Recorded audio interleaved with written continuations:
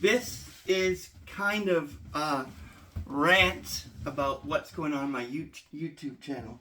Lately, although I do get a lot of criticism, but also good feedback, and for my technical know-how to do a lot of other types of projects, I am getting a lot of trolls and immature people who are harassing me and saying ridiculous things like they make posts 5 or 6 things saying horrible things about me, like I'm shit, I'm unprofessional, down a dick for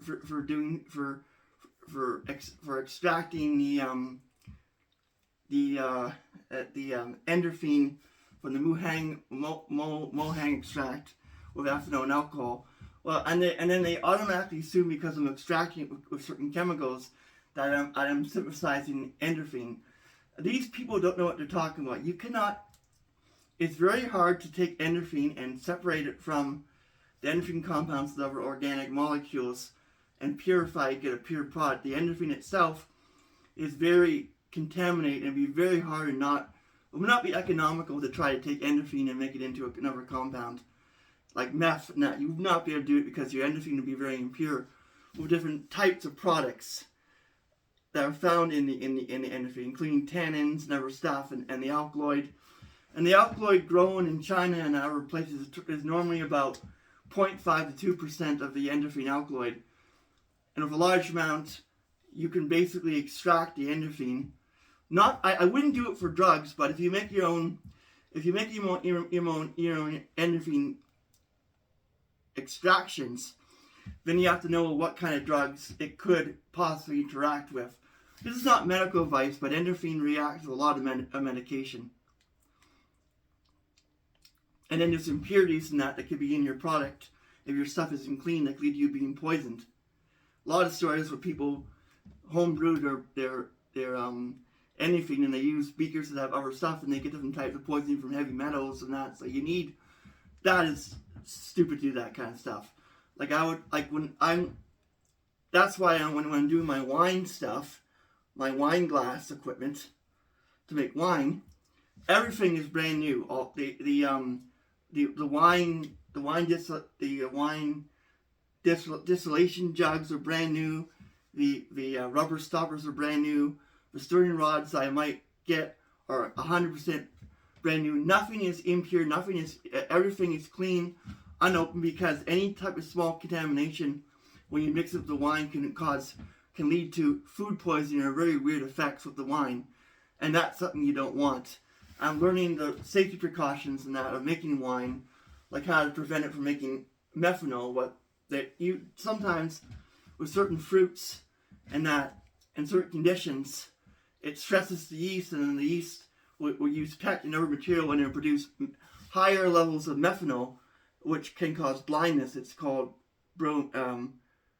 a type of brewery where you it's homebrew. It's moonshine alcohol, which moonshine alcohol has all different types of impurities, from copper contaminants that get in with copper from pipes that get into the alcohol, to irregular bacteria, to soldering, to lead. Like in the past, it's pretty disastrous what happened to the cases of people who would do moonshine distillation or certain equipment. They have strict laws here, but you can't distill your own alcohol. You need a permit to do that, but you can make your own wine. You can't in Quebec distill and increase the concentration of wine to 30 to 40%, because that requires a Quebec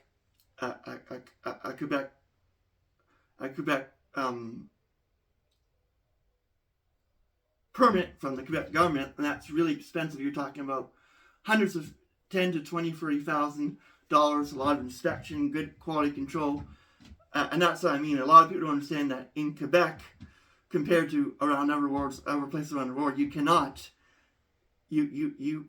purify and make your own alcohol. That's totally against the law. You have to buy it in a store, and they have all these strict, really strict, stringent policies for safety.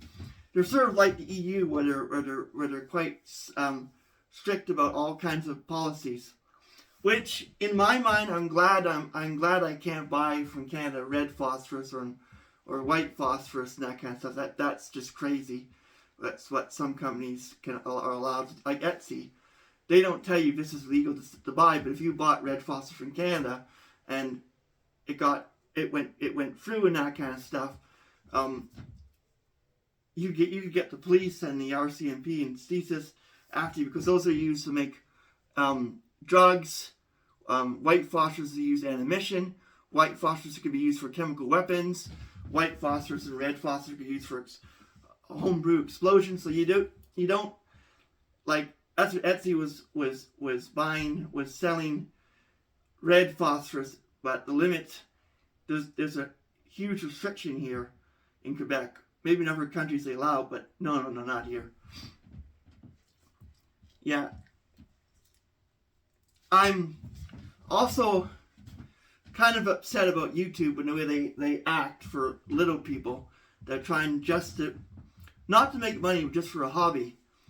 Like, it's good that I got within 3-4 years 547 subscribers and that. It's difficult to find them and to get them and to maintain their attention. I mean, there's a lot of people who are nerdy and intelligent, and a lot of people who are gamers. I'm branching out to different types of games, different types: Final Fantasy 3, Super Nintendo, Final Fantasy 4, Super Nintendo, Final Fantasy 5, Super Nintendo. Because I just bought a Super Nintendo system about a month ago, and I've been really enjoying all the games and that of the Super Nintendo system, and just the retro feel. Although, damn, it's expensive to buy a Super Nintendo. On Etsy, I bought on eBay for a used but tested a Super Nintendo that was about $126 Canadian.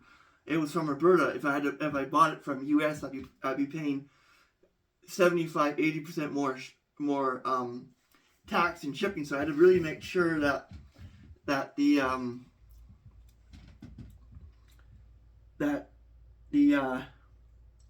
Super Nintendo that I was getting was really, really high quality. Then I'd have to go in and make sure the power plug worked for the Super Nintendo and the AV&G cable and that kind of stuff. It did work, but it created a weird sound output difference when it was being put into the bigger screen. Like, it would basically distort the sound a little bit, and I was trying to find a way of feeling with the outputs of the jack, the yellow, the white, and the red jacks of the Super Nintendo, which you have for old school stuff. I was thinking of adapters, but the adapters have to be quite good with technology from the 1991 to 1997 to the modern day, and that's kind of a complex, difficult thing to do. I mean, you still find these old school RF adapters that we used to use back in the day, 991, 992, and that kind of stuff, to fit into to basically fit into a Super Nintendo and plug it into your RTC screen, which is like those old-fashioned television screens that we used to have back then. That was the main way I used to play my games. I had a huge collection of Super Nintendo games. I've probably bought them from used stores and other places. I probably had a collection of 17 Super Nintendo games when I was there. Super Mario World, Super Adventure Island, Super Ghouls and Ghosts, Final Fantasy 3, Final Fantasy 4, Mystic Quest. I didn't get Secret of Mana. F-Zero was a game I played. Super Mario Kart. ActRaiser. I didn't like ActRaiser 2. There are a lot of them. I had Joe and Mac 2, but that was very annoying with all the passwords. Smart Ball for the NES didn't have any save feature or any kind of stuff. A lot of games I had that were interesting, but they were kind of challenging back then. They were tough as nails and just had really Some games that I played had really sloppy controls and very difficult to hit the devil, like the Addams Family, that I used to play and beat it a few times, but it was very difficult. All the lives lost, all the hearts, all the difficult levels. Like Addams Family, when you really think about all the difficulty of that kind of game and the difficult controls, I don't know if I would basically play it now, thinking back of how hard that game was. Anywho, I'm just ranting about like the games in my past and what keeps me occupied to do more. I'm also going to be talking about my projects I want to do, my future projects. I might have to shift this light down a little bit so you can see me better. My future projects are quite vague for now, but I'm just trying to think of an idea. I have so many things I could buy on Amazon, but I have a limited income. I don't make a lot of money. I have a limit of a lot of money. I can't spend a lot of money per month. I can't spend like $200-300 a month on equipment. I don't normally. I'm normally about $120, $130 on my equipment, but I budget. Don't spend stuff here. Don't spend a lot here. I have a good way of controlling how much money I spend and how I don't spend, and everything else that I have as an add-on, like subscriptions that I unsubscribe eventually and that kind of stuff, and difficult stuff like that. So what I'm looking for kind of good quality hot plates and that kind of stuff that I could use for slides for different microscope or different type of material, but that's kind of expensive. I was looking at the alcohol lamps and they seem finicky and very difficult to work with. Like they're made from stainless steel, but the nozzle that you twist is right near the flame. So if you touch it with your fingers or gloves or other pliers, unprepared, and you didn't prepare, you get badly burned and could get really hurt. And then people would say on the reviews that it was leaking and it can cause fires. Like it's a dangerous thing. So I think for safety and that kind of stuff, I'm going to start going towards more electrical hot plates that I'm dealing with. There's some good electrical hot plates I can get that are sort of digital, but they're kind of expensive. I've been looking at just the regular hot plates where you just press the control, or ones that are digital where you can just press certain things and manually control the hot plate by 5 degrees, 10 degrees. I'll have to see what that really does. I think there's sort of advantages for better control. There are a lot of really fancy hot plates out there that can cost $60, $70. I really have to think about the hot plate, but I think the hot plate as an investment for what I'm doing, for slides and for beaker equipment and that kind of stuff, could, if I do it properly, work better. Yeah, sometimes I found that some hot plates when I use, you just can't use them. They become super hot for a very short period of time, and the metal around the hot plate gets really hot. So it's like a $20 hot plate compared to a hot plate that ceramic distillation hot plate, ceramic distilling hot plate that costs about $500 to $700 on ProLab, or a good company. But now they've gone up to $900 from all the inflation. They become too expensive. I don't really trust used hot plates, so I'm kind of wondering where I'd get hot plates that I can trust, that have good reviews and wouldn't be a fire hazard or a danger to ship to Quebec. Yeah, I do have, well,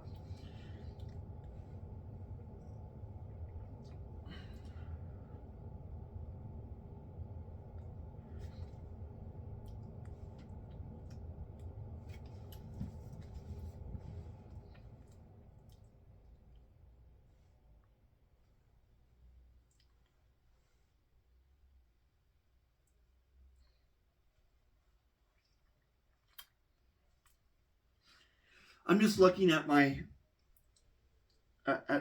channel for Instagram.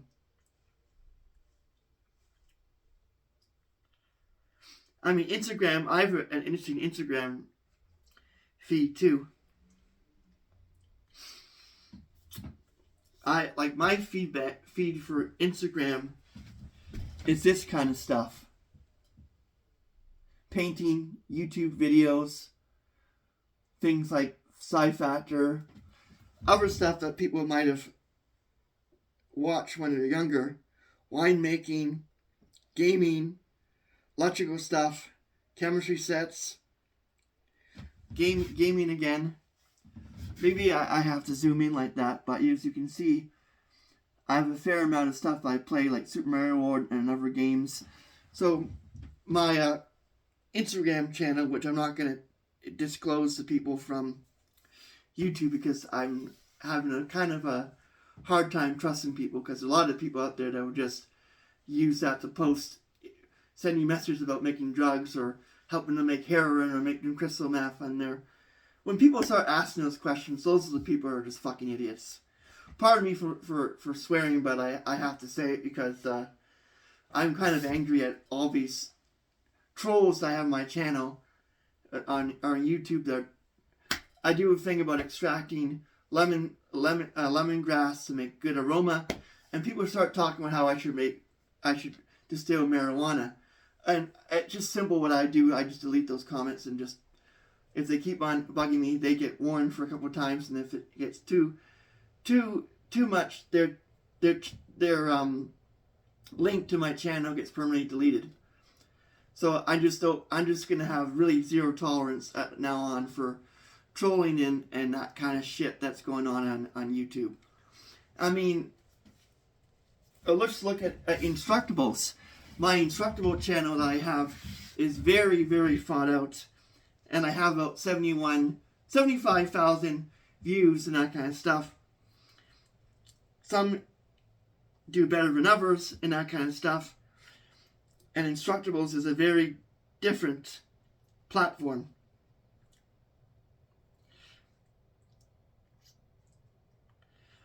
I'm going to type in Instructables.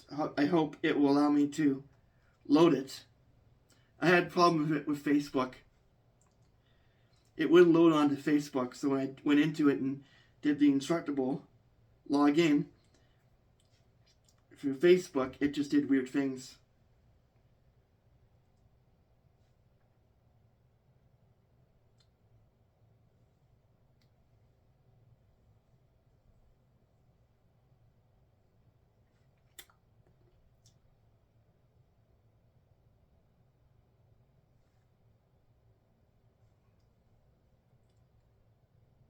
Well, I don't think I will show this time Instructables. I've gotten rid of my Instructable link because people just use it to ask drugs and Instructables. And Instructables is a curated different place than YouTube. And they're really different in what they allow and what they don't allow. They have a be nice policy, so if someone goes on your channel, communicates with you and starts saying mean stuff, then they'll get banned and you could get flagged. So for Instructable, for having a be nice policy, I really don't like YouTube's platform where anybody can behave like an A-HHH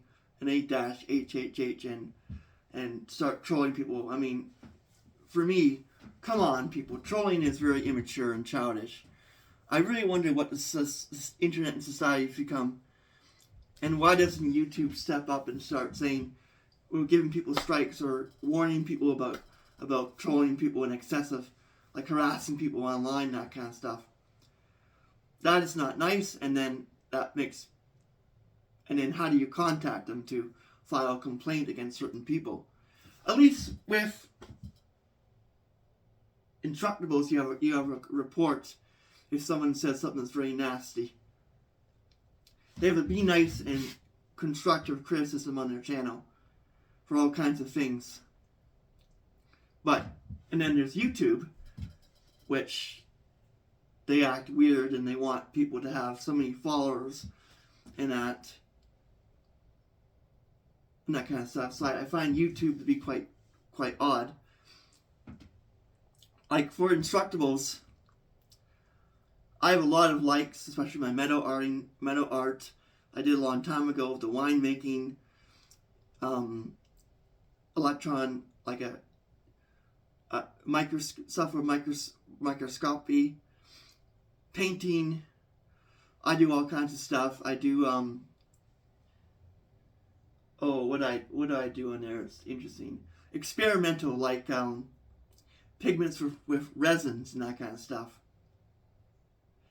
Resins that I was dealing with, some of the resins that I dealt with a couple of years ago. I made amber resins. It was difficult and a very complex procedure and very hard to do because it was so experimental, and I should have put better controls into it.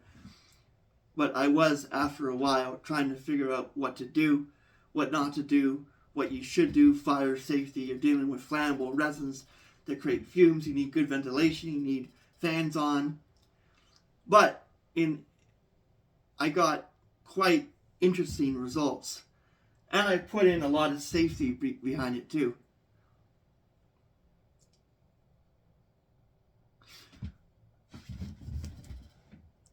It's a 20-minute video. I'm just ranting a little bit about what's going on with my YouTube channel and what I should do about it. I'm not going to end my YouTube or quit my YouTube, but I might take a break from it. Because, I mean, it's getting kind of annoying with all these people acting like trolls and basically having no life. It makes them look immature and foolish. Chan out. Bye for now.